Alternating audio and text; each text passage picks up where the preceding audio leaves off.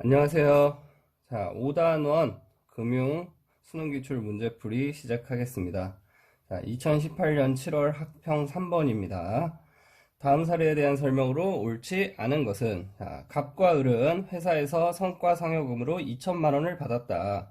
성과상여금 전액을 갑은 A 은행에 예금했고 을은 B 증권사를 통해서 주식을 매입했다. 자, 옳지 않은 것인데, 자, 갑은 은행에 예금, 자, 간접금융시장에서 저축을 한 거고, 을은 주식을 매입했다니까 직접 금융시장에서 투자를 한 거죠.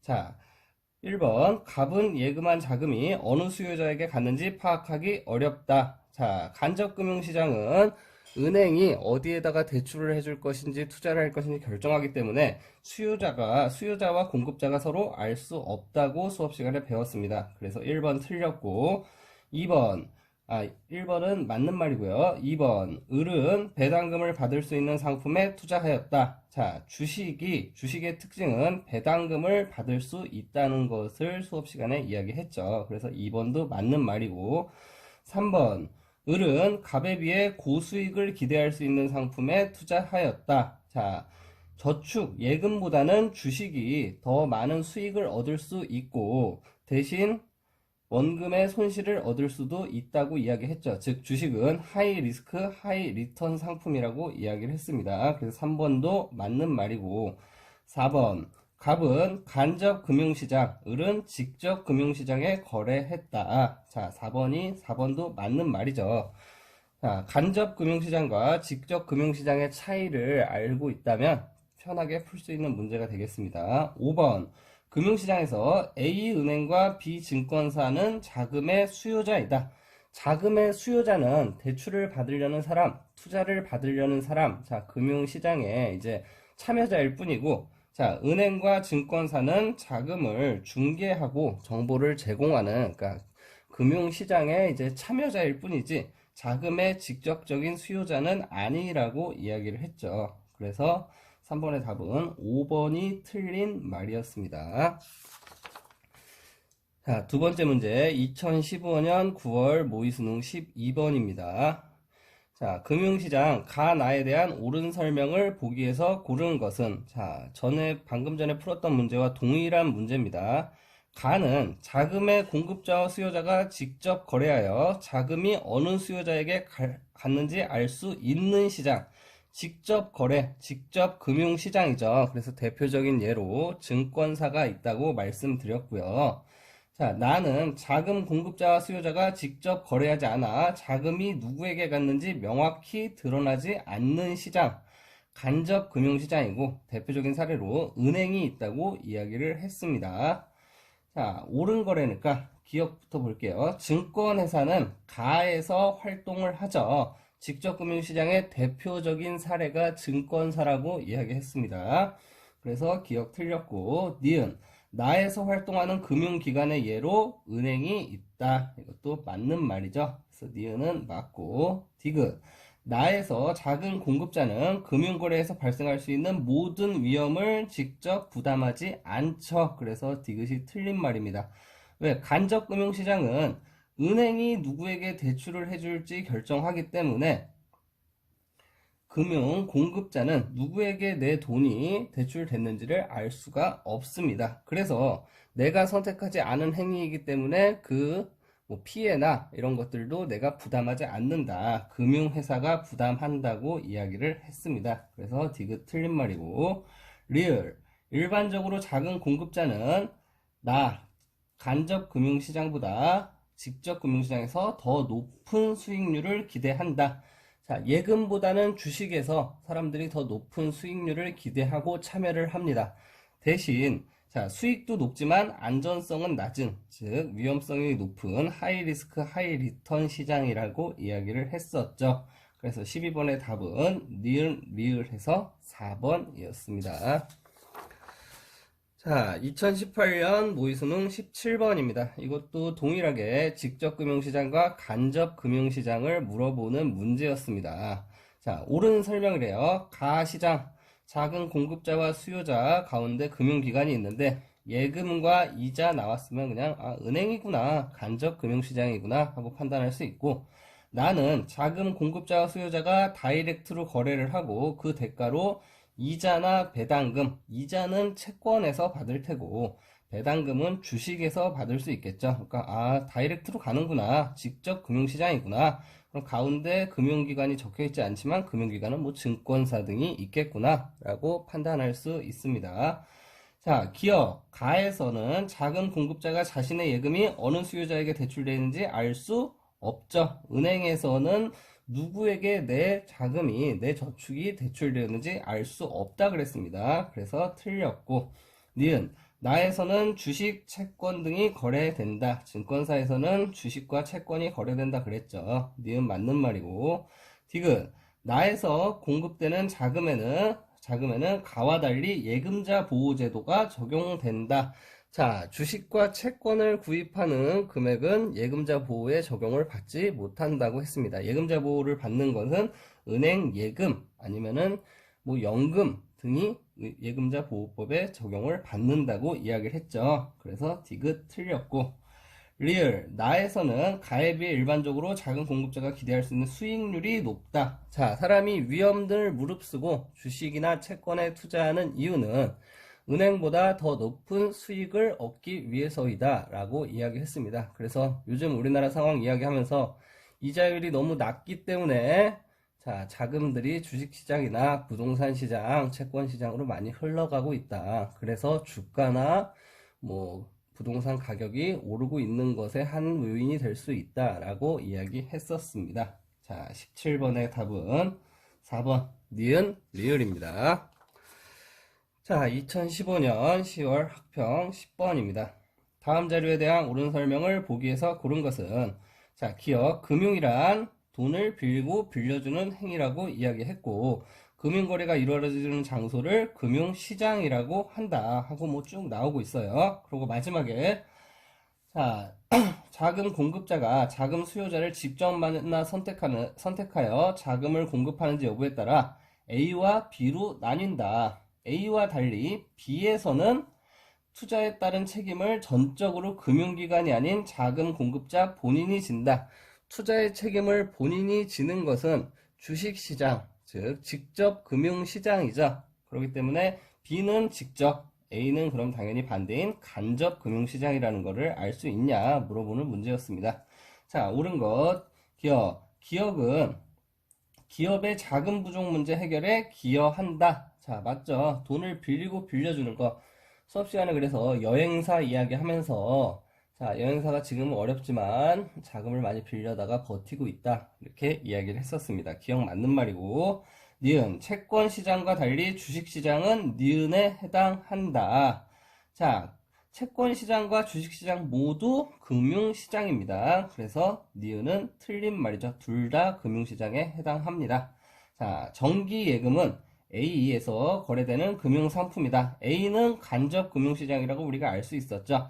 자, 간접금융시장의 대표적인 거는 은행에서 판매하는 금융상품은 정기예금, 적금, 요구불 예금 등이 있습니다. 그래서 디귿 맞는 말이고, 리얼, 일반적으로 B보다 A에서가 아니고 직접 금융시장에서 간접금융시장보다 높은 수익률을 기대할 수 있다. 이 두 개를 바꿔서 이야기했죠. 그래서 리얼 틀린 말, 10번의 답은 기억 디귿 2번이었습니다. 2020년 수능 11번 다음 자료에 대한 옳은 설명만을 보기 위해서 고른 것은 표는 100만원을 예금 상품 A 또는 B에 투자할 경우 예치 기간에 따라 발생하는 누적 이자 수입을 나타낸다. 단 A, B의 이자 지급 방식은 각각 단리와 복리 중 하나이며 예치 기간 동안 연 이자율은 변하지 않고 세금은 고려하지 않는다. 자, 둘 중 하나는 단리와 복리 상품이고 이자율은 일정하게 유지되고 누적 이자율을 표에서 나타난다고 했습니다. 자, 단리는 원금에 대해서만 이자가 붙는 상품이고 복리는 원금과 이자에 대해서 이자가 붙는 상품이라고 이야기했죠. 그래서 단리는 이자율이 일정하다면 이자가 일정하게 계속 증가할 것이고 A처럼 복리는 원금과 이자 모두 이자가 붙기 때문에 1년 차에는 그냥 이자만 붙고 2년 차부터는 원금과 이자에 모두 이자가 붙기 때문에 이자가 계속 증가하는 모습을 보이는 상품이라고 이야기를 했습니다. 자, 그러면 보면 A가 이자가 일정하게 증가를 했고 B는 이자가 변했죠. 그래서 A가 단리, B가 복리라는 걸 알 수 있고, 자, 100만 원을 예금했을 때 이자니까 A는 이자율이 11%, B는 1년 차에 10%, 2년 차에는 원금이 110인데 110이 되니까 이자가 11만 원이 증가하겠죠. 그래서 2년 차에는 11만 원 증가하고 3년 차에는 그럼 원금이 121만 원이 될 테니까, 자, 이자는 12만 1,000원이 되겠죠. 그래서 니은의 숫자가 33만 1,000원이 될 거라는 것을 우리는 예상을 할 수가 있겠죠. 자, 그러면은 이제 보겠습니다. 기억 A는 최초 원금에 대해서만 이자를 지급하는 상품이다. 이 말은 단리 상품이냐, A가 단리 상품이냐 물어보는 거죠. 기억 맞고. 니은 연 이자율은 B보다 A가 높다. 자, B가 A보다 높다. 자, A는 이자율을 보면 11%, B는 10% 상품이니까 반대로 이야기했기 때문에 니은 틀렸고요. 디귿, 니은이 기억보다 크다. 우린 후에 보면 단리는 11만원, 11만원, 11만원 증가해서 기억은 33만원이 된다는 걸 알 수 있고, 복리 상품인 B는 1년차에 10만원, 2년차에 원금 110만원에 10%니까 11만원이 붙고, 3년차에는 원금과 이자가 합쳐서 121만원이 되니까 12만 1,000원이 붙을 텐데, 그래서 합쳐보면 33만 1,000원으로 니은이 역전하는 걸 알 수 있죠. 그래서 디귿 맞는 말이고요. 리을, 예치 기간 중에 물가 상승률이 음의 값을 갖는다면 현금을 보유하는 것이 AB에 투자하는 것보다 유리하다. 자, 물가 상승률이 음이 됐다는 것은 구매력이 증가한다는 말인데, 자, 물가 상승률이 음이 될지라도 당연히 이자를 주는 예금에 투자하는 것이 훨씬 더 유리하죠. 자, 물가가 플러스가 나거나 마이너스가 나거나 모두 현금 보유보다 명목 이자를 플러스로 준다면 내가 어쩔 수 없이 돈을 가지고 지금 당장 쓰는 것이 아니고 가지고 있어야 한다면은 무조건 예금이 유리하게 됩니다. 그래서 리을도 틀렸고 11번의 답은 2번 기억 디귿이었습니다. 다음 2017년 수능 5번 문제입니다. 그림은 각국의 명목 이자율과 실질 이자율의 추이를 나타낸다. 이에 대한 분석으로 옳은 것은, 자, 명목 이자율과 실질 이자율을 구하는 공식에 대해서 수업 시간에 이야기를 했었습니다. 실질 이자율은 명목 이자율, 즉 은행에서 그냥 주는 이자율에다가 물가 상승률을 빼서 구한다고 이야기를 했습니다. 그러면 우리는 이 표를 보고 명목 이자율과 실질 이자율을 여기서 제시해 줬으니까 물가 각 해마다의 물가 상승률을 구할 수가 있습니다. 명목 이자율이 2%인데 실질 이자율이 마이너스 1이라는 거는 물가 상승률이 명목 이자율보다 큰 3%라는 걸 알 수 있고, 2014년에는 명목과 실질이 같기 때문에 물가 상승률이 없었다는 것, 즉 0% 변화가 없었다는 걸 알 수 있고, 2015년에는 명목 이자율보다 실질 이자율이 컸기 때문에, 자, 물가 상승률은 마이너스, 즉 물가가 하락했다는 것을 알 수가 있죠.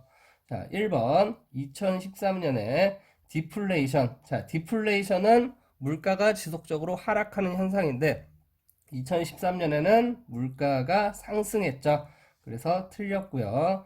디플레이션이 아니고 인플레이션이 일어났다, 뭐 이렇게 얘기하면 맞는 말이 되겠죠. 자, 2번 2013년에 예금이 현금 보유보다 유리했다. 2013년에 물가가, 자, 실질 이자율이 마이너스가 됐을지라도 당연히 현금 보유보다는 예금이 이자율을 2%라도 주기 때문에 현금을 그냥 가지고 있으면은 마이너스 3%만큼 실질 이자율을 가졌을 테고, 예금을 했기 때문에 그나마 마이너스 1%의 실질 이자율을 갖게 된 거죠. 그래서 실질 이자율이 마이너스가 날지라도 당연히 예금을 하는 것이 유리합니다. 그래서 2번 틀렸고요. 3번 2014년에는 물가 상승률의 변동이 없었죠. 그래서 틀렸고요. 2014년에 4번, 2014년에 예금의 실질 구매력이 2014년에 예금의 실질 구매력이라는 거는 실질 이자율이 몇 프로냐고 묻는 거거든요. 실질 구매력이 1%만큼 상승했죠. 하락이 아니고. 그래서 4번도 틀렸고.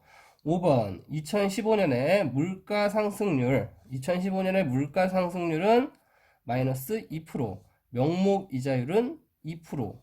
동일했다가 아니고 다르다가 맞는 말이죠. 그래서 5번도 틀렸습니다. 그래서 5번의 답은 2번이었습니다.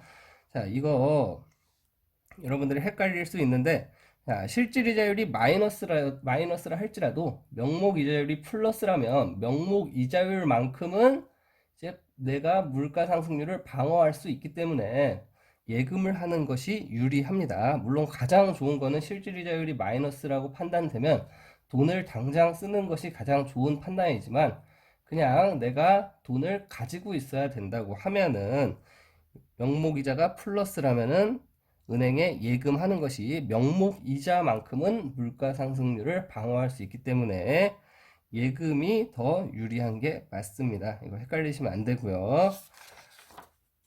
2015년 수능 18번입니다. 이것도 동일하게 실질 이자율과 물가 상승률, 명목 이자율 간의 관계를 물어보는 문제고요. 2010년부터 13년까지 명목 이자율과 실질 이자율을 제시해 놨습니다. 그러면 우리는 실질 이자율은 명목 이자율 마이너스 물가 상승률이라는 것을 알 수 있기 때문에 이 숫자가 나오려면 가운데 물가 상승률을 다 구할 수가 있죠.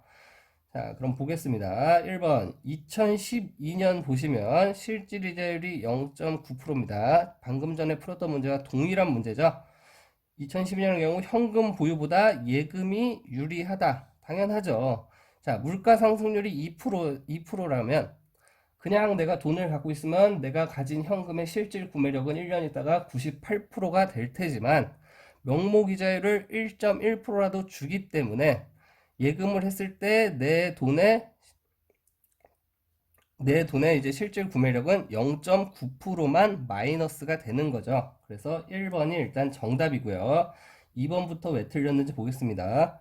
2012년의 경우 전년에 비해 예금의 실질 구매력은 실질 이자율이 몇 프로가 나왔냐고 물어보는 거예요. 실질 구매력은 0.9% 하락했다는 거죠. 근데 증가했다 그랬으니까 틀렸고, 3번 2013년의 경우 전년에 비해 화폐 가치가 2013년은 전년에 비해 화폐 가치가 하락했다라고 이야기 나오는데, 자, 보시면 명목이자율은 0.1인데 실질 이자율은 0.9%이기 때문에 물가 상승률이 마이너스 0.8%다. 이 말은 물가가 하락했다는 것은 화폐의 가치가 상대적으로 증가했다라고 표현할 수가 있죠. 그래서 3번도 틀렸고, 4번 2010년과 2011년의 물가 수준은 같았다라고 돼 있는데 2010년도 물가가 2%가 증가했고 2011년도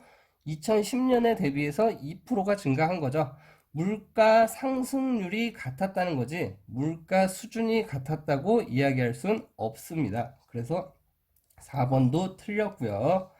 2012년과 2013년의 물가 상승률은 우리는 여기 밑에다 구해놨죠. 실질이자 과연 물가 상승률이 몇 프로일 때 이런 실질 이자율이 나올 것인가 해가지고 구해놨습니다.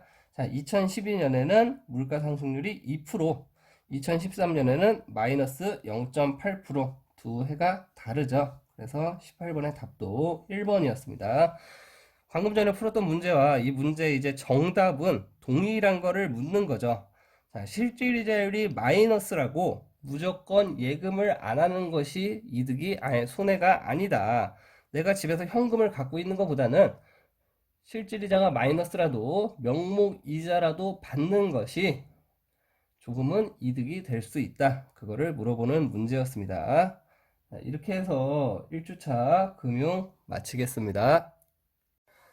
5단원 2주차 수입 지출 신용 부분 수능 기출 문제풀이 시작하겠습니다. 2019년 수능 2번 그림은 갑의 월간 수입과 지출 항목을 나타낸다. 밑줄 친 기억, 리을에 대한 옳은 설명을 보기 위해서 고른 것은, 온라인이 끝나면 이 부분도 이제 수업을 할 텐데 뭐 내용이 그렇게 어렵지 않고 대부분의 암기 부분이기 때문에 한번 문제부터 먼저 풀어보겠습니다.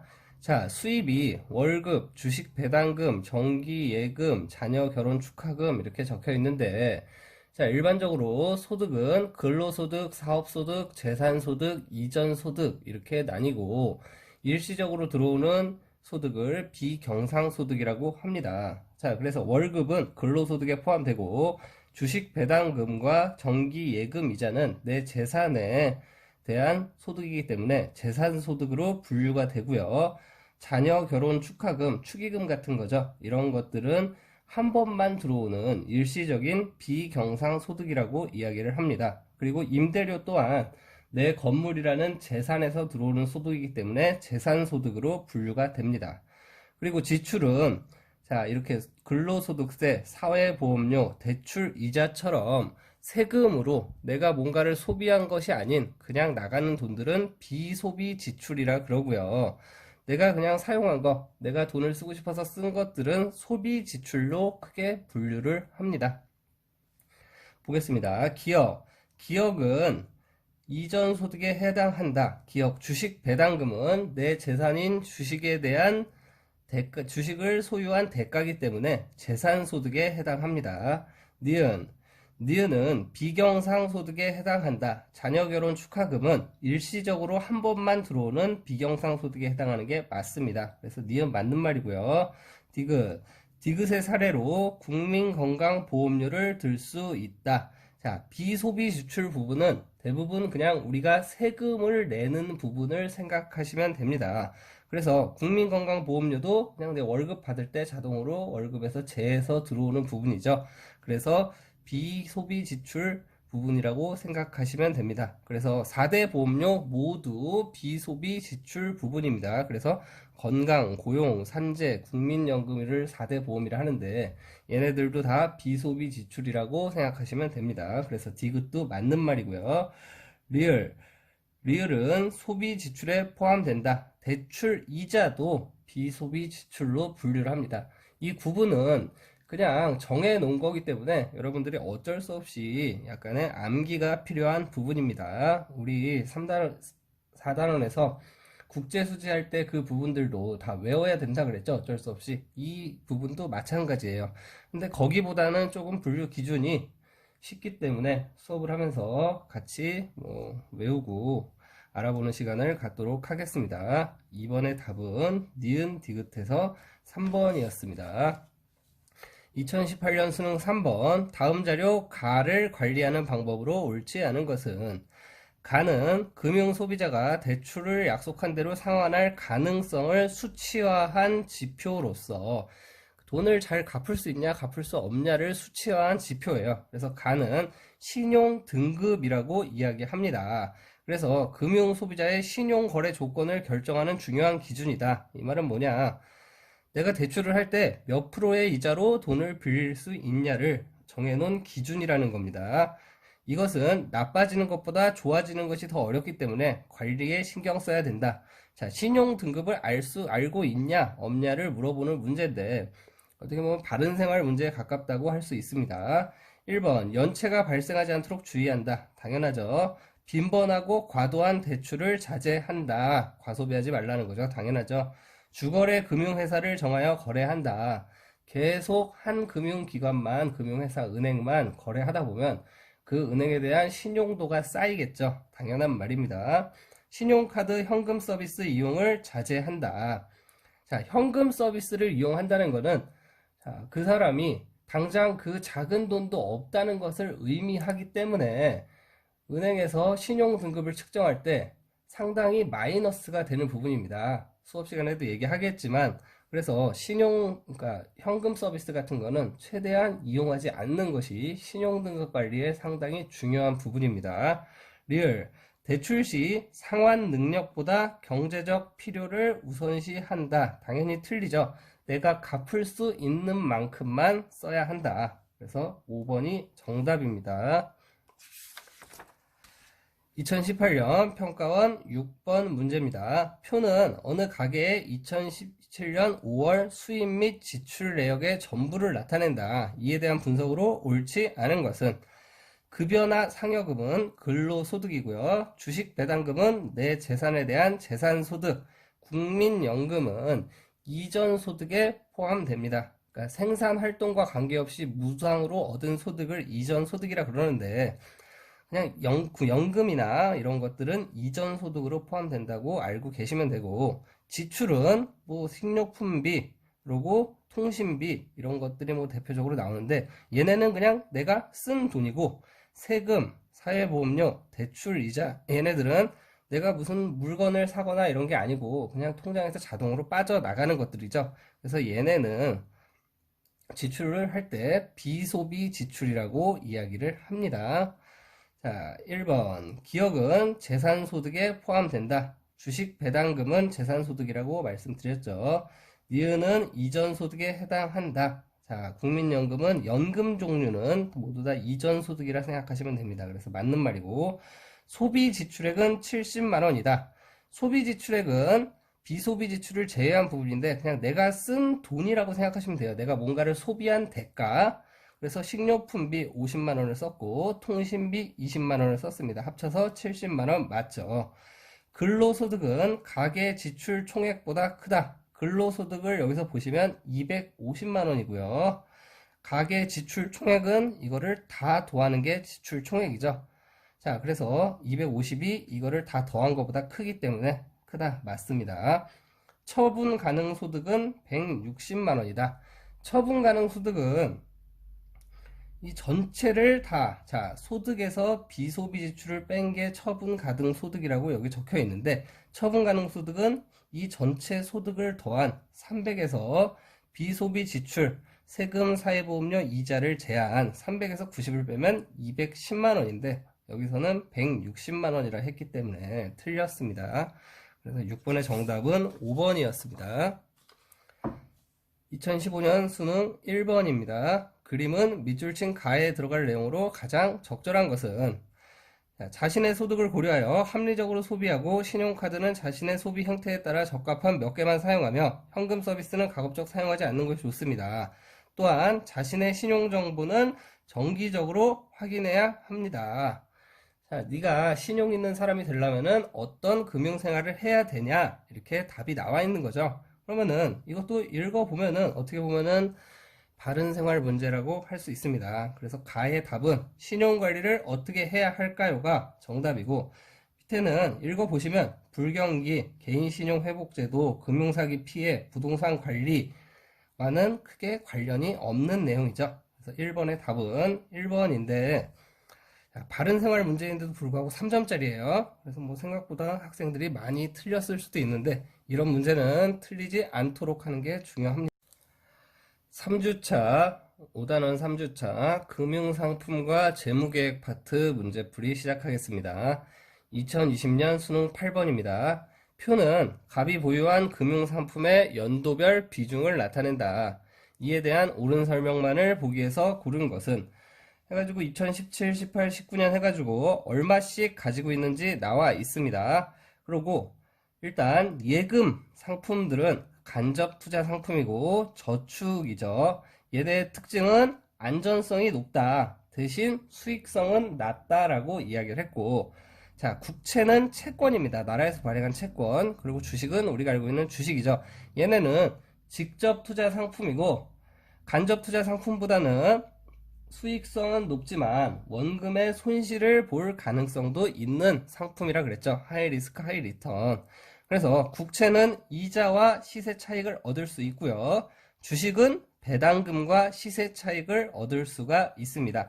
물론 국채보다는 채권보다는 주식이 좀 더 높은 수익과 높은 위험성을 가지고 있는 상품이라고 이야기를 할 수 있습니다. 기업, 이자 수익을 기대할 수 있는 금융상품, 이자 수익은 예금과 채권 모두 이자 수익을 기대할 수가 있습니다. 상품의 비중은 2017년이 2018년보다 높다라고 했는데 2017년에 이자 수익을 기대할 수 있는 40에 70이고요. 2018년에는 60이기 때문에 높다. 기억 맞는 말이고요.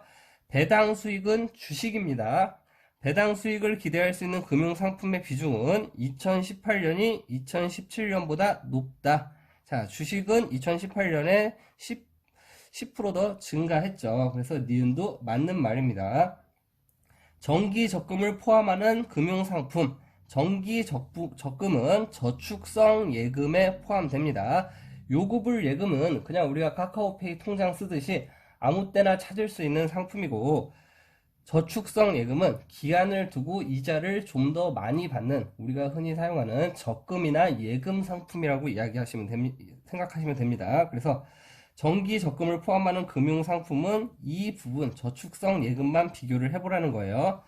금융상품의 비중은 2019년이 2018년보다 높다 했는데 두 해 모두 빵원으로 0%로 똑같죠. 그래서 디귿 틀렸고요.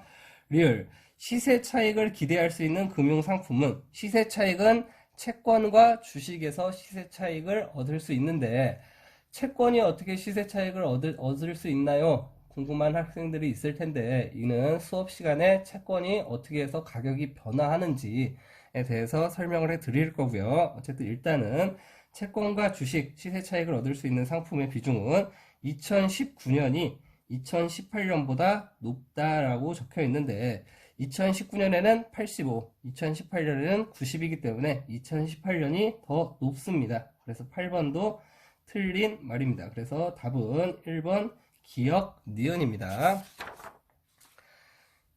2019년 수능 12번 금융상품 A씨의 일반적인 특징에 대해 설명으로 옳은 것은 A에서 C는 각각 요구불 예금, 채권, 주식 중에 하나이다.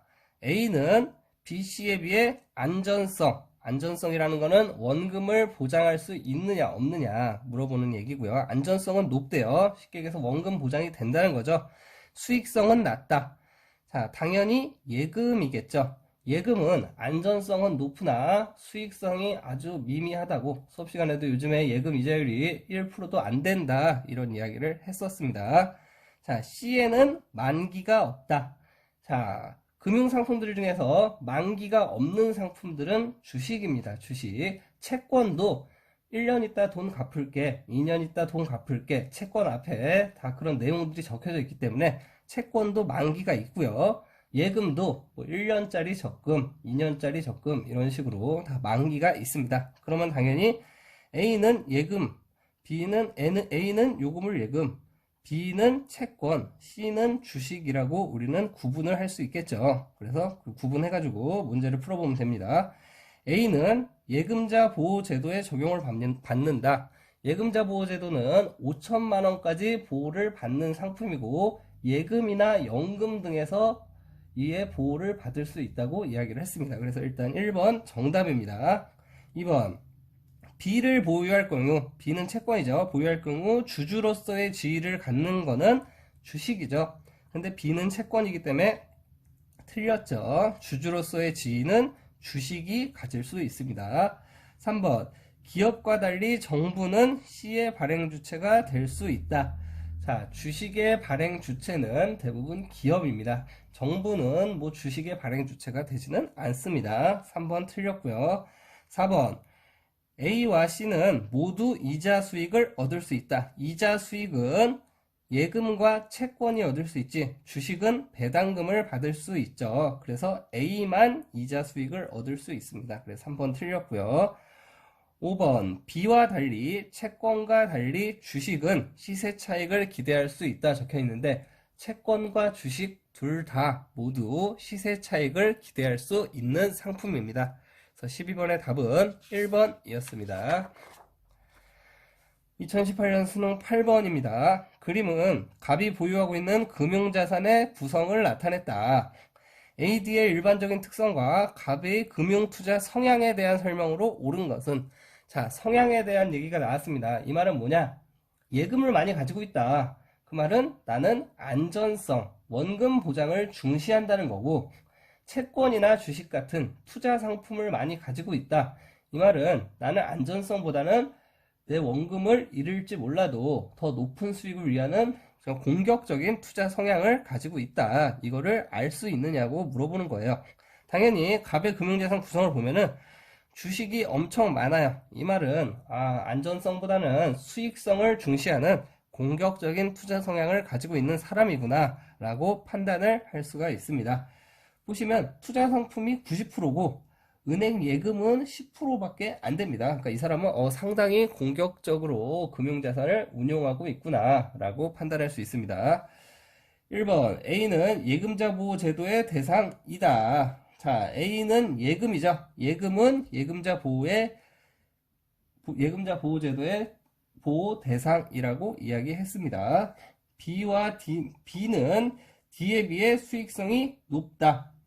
자, B는 예금이고 D는 주식인데 당연히 수익성이 높은 상품은 주식이죠. 그래서 2번도 틀렸고, 자, 채권은 예금에 비해 유동성이 높다. 유동성이라는 거는 현금으로 바꿀 수 있는 현금으로 바꾸는 게 얼마나 쉬운가 이를 물어보는 건데, 유동성은 현금이 가장 좋습니다. 금융자산 중에 현금이 당연히 그냥 현금 자체니까 가장 좋고, 요불 예금이 채권보다는 유동성이 좋다고 이야기합니다. 왜? 채권 시장에 가서 또 팔고 돈으로 바꾸고 하는데 시간이 필요한데, 예금은 그냥 은행 가가지고 바로 적금을 깨거나 하면은 바로 현금이 되죠. 그래서 3번도 틀린 말이고요. 4번 주식 보유자는 시세 차익과 배당금을 기대할 수 있다. 자, 주식의 특징은 주주로서의 지위와 시세 차익, 배당금이죠. 그래서 4번 맞는 말이고, 5번 갑은 수익성보다 안전성을 우선시하는 투자 성향이 아니고 갑은 완전 수익성을 우선시하는 공격적인 투자 성향을 가지고 있죠. 왜? 거의 주식의 몰빵이잖아요. 그래서 8번의 답은 4번이었습니다. 2017년 수능 7번 교사의 질문에 대해 옳게 답변할 학생을 보기에서 고른 것은, 자, 금융상품 A씨에 대해서 발표해 볼까요? A. 정부나 기업이 필요한 자금을 빌리면서 발행한 일종의 차용증서. 정부나 기업이 발행한 차용증서는 채권입니다. 명시한 만기일이 있어요. 채권은 원금과 이자를 지급하는 상품. B. 이자를 받을 목적으로 계약 기간 동안 이것도 그러니까 만기가 있다는 거죠. 매달 일정 금액을 은행에 입금하여 목돈을 마련하는 상품. 이는 저축성 예금 중에 적금입니다. 적금과 예금의 차이는, 예금은 한 번에 큰 돈을 모아놓고 계약한 기간 이후에 이자와 함께 받는 상품. 적금은 다달이 얼마씩 꾸준히 모아서 만기가 되면은 이자와 받는 상품. 이 차이가 있습니다. 적금은 다달이, 예금은 한 번에 큰 돈. 자, C. 노후 생활의 안정을 위해 자금을 적립하여 노령, 퇴직 등의 사유로 발생했을 때 급여를 지급받는 상품. 노후 생활 안정 나오면 그냥 연금 생각하시면 됩니다. 연금도 예금자 보호법의 보호를 받습니다. 갑. A는 만기일 이전에 다른 사람에게 팔 수 있다. 채권은 채권 시장에서 주식처럼 똑같이 매매가 됩니다. 그것도 수업 시간에 한번 보여드릴게요. 그래서 갑 맞는 말이고, B는 예금자 보호법에 따라 보호를 받습니다. 예금, 당연히 예금자 보호법에 보호를 받죠. C는 정기 적금이 아니고 연금이라 말씀드렸고요. BC와 달리 A는 배당금을 받는 게 아니고, A는 채권은 이자를 받죠. 배당은 주식입니다. 그리고 B도 이자를 받고요. C, 연금도 내가 적립한 기간만큼 이자를 받습니다. 어쨌든 이 말 자체가 다 틀린 말이기 때문에 정도 틀렸습니다. 그리고 배당금은 주식이다. 7번의 답은 갑과 을 1번입니다. 2018년 평가원 13번 그림은 A 시점부터 남은 일생 동안에 소득과 소비를 일치시키려는 사람의 재무 계획을 나타낸다. 이에 대한 분석으로 옳은 것은, 자, 재무 계획은 내가 살아가면서 재무 목표에 맞춰서 소비와 지출, 저축 등을 어떻게 할 건지 계획해 보는 건데, 자, 가 시기에는 소득보다는 소비가 더 많은 적자 시기, 마이너스고요. 자, 나 시기는 소득이 더 높죠. 그러니까 한창 일할 때라고 생각하시면 됩니다. 이때는 소득이 많은, 쉽게 얘기해서 이 부분을 저축해야 되는 시기죠. 그래서 플러스 시기. 그리고 다 시기에는 다시 소득보다 소비가 많은 마이너스 시기라고 이야기할 수 있습니다. 그러니까 이거를 잘 계산해서 내가 돈을 벌 때 많이 모아가지고 이 기간을 잘 견뎌내야겠구나. 아니면 내 노후를 잘 준비해야 되겠구나. 그거를 계획해보는 거를 그냥 간단하게 그림으로 그려본 표입니다. 자, 1번. AB 기간에는 소득이 소비보다 큰 게 아니고 소비가 소득보다 크죠. 이게 소비 곡선이고 소득 곡선이니까 이거는 뭐 구분할 수 있겠죠. 2번. BD 기간에는 누적 저축액이 지속적으로 증가한다. B에서 D 구간인데 소득이 정점을 찍고 줄어들긴 하지만 어쨌든 소비보다는 계속 크죠. 그 말은 이 넓이가 시간이 지날수록 계속 넓어지는 거예요. 넓어지는 양은 적을지 몰라도 계속해서 넓어지고 있죠. 그래서 2번이 일단 맞는 말이고요. 3번. CD 기간에는 여기죠. CD 기간에는 소득 대비 소비가 지속적으로 소비는 어떻게 되고 있어? 위로 올라가고 있죠. 지속적으로 감소하는 게 아니고 증가하고 있습니다. 정점을 여기서 찍죠. 그러니까 증가하는 게 맞습니다. 그래서 3번도 틀린 말이고요. 4번 D 시점에는 누적 소비액은 일생 중 최대가 된다. 자, 누적 소비액이 최대가 되는 시점은 여기 끝나는 데죠. 끝나는 점이 최대가 되는 거죠. 그래서 4번도 틀렸고요. 왜?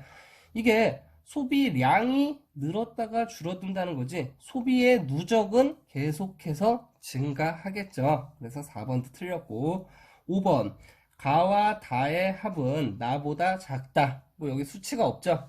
가와 다의 합이 나보다 작은 게 올바른 재무 설계, 재무 계획일 텐데 자, 뭐 이게 이 표만으로 얘랑 합친 게 얘보다 작다 크다라고는 우리는 이 표로는 판단할 수가 없습니다. 그래서 13번에 5번도 틀렸고 답은 2번이었습니다. 금융 파트 마지막 문제입니다. 2019년 평가원 6월 그림은 포트폴리오 AD의 위험과 수익을 나타낸다. 자, 이에 대한 옳은 분석 및 추론을 보기 위해서 고른 것은 자, 수익성은 내가 얼마나 수익을 볼 수 있느냐, 위험성은 원금 손실의 가능성이 얼마나 되느냐라는 거죠. 자, 보기를 보시면 기업 B는 D에 비해 위험성과 수익성이 모두 높다라고 되어 있는데 B는 수익성도 좋고 위험성도 낮은 상품입니다. 현실에서는 이런 상품들이 없겠죠. 자, 그리고 D는 수익성은 낮은데 위험성은 높은 상품입니다. 현실에서 이런 상품들은 혹시 있을 수도 있습니다. 수익도 안 좋은데 위험만 높은 상품들, 이런 상품들은 뭐 조심해야겠죠. 자, B는 D에 비해 위험성과 수익성이 모두 높은 게 아니고 B는 수익성도 높고 위험성도 낮은 상품입니다. 비교해보면 알 수 있죠. 기억 틀렸고요. 니은 C는 수익성도 높고 위험성도 높은 우리가 배운 대표적인 상품은 주식이라고 할 수 있죠.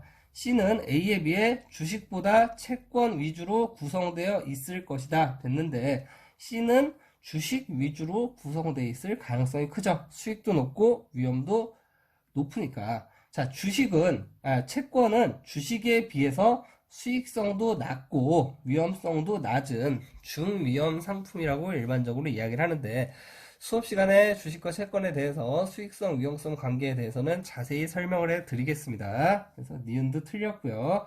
디귿, 투자자는 A, D 중 하나를 선택할 수 있다면 B를 선택할 것이다. 당연한 거죠.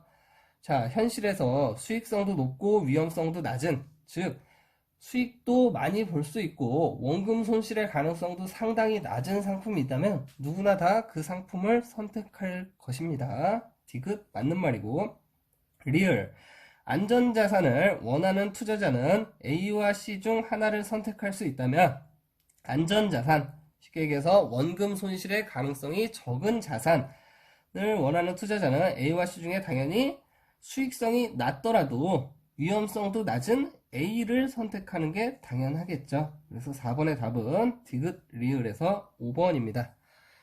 이렇게 해서 5단원 금융 파트 문제풀이를 마치도록 하겠습니다. 자, 문제 수준은 5단원은 그렇게 어렵거나 이러지 않습니다. 대신 암기할 부분이 조금 있다는 거, 그리고 현실에서 내가 나중에 금융상품을 선택하거나 금융생활을 할 때 어떤 기준을 가지고 선택해야 될지에 대해서 나오는 부분들이 많기 때문에 뭐 가장 현실적인 단원이라고 이야기를 할 수 있습니다. 그러면 준비 잘 하셔서 기말고사에서도 이외고사에서도 좋은 결과 있으시기를 기대하겠습니다.